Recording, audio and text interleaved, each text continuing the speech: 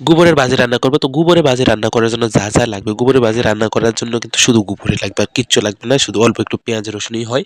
কারণ গোবরটা এমনিতেই অনেক টেস্টি একটা স্মেল একটা জিনিস। তো গোবরটা রান্না করার জন্য কিন্তু ১ম এই গোবরটা ভালো করে শুকিয়ে গুঁটি বানিয়ে নিতে হবে। তো গোবরটা রান্নার জন্য কড়াই তেলের মধ্যে পেঁয়াজ রসুন, আদা আবার হচ্ছে একটু আলু ভালো করে ভাইজা তারপরে এর মধ্যে হলুদ মরিচটা দিয়া একটু ভালো করে কষিয়ে উপরে যখন তেলটা ছাইড়া দিব তখন অল্প একটু পানি দেয়া ঢাকনা দেয়া দিলেই হলো। তো ঢাকনা দেওয়ার পরে যখন উপরে একটা আবার একটু তেল ছেড়ে দিবি, তেল দিলে ভাপ হবে তখন গোবরটা দিয়ে দিলেই হলো। তো এতে কিন্তু অসাধারণ লাগে।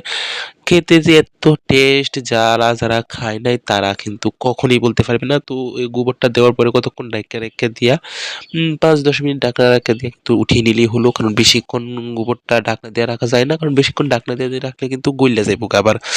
তো যাই হোক বন্ধুরা তোমরা এটা বাসায় ট্রাই করে দেখবা। আর কি যে স্মেল তোমাদের বন্ধুদের সাথেও শেয়ার করবা। আর আইডিতেও কিন্তু সাপোর্ট দেয়া যাইবা। ধন্যবাদ।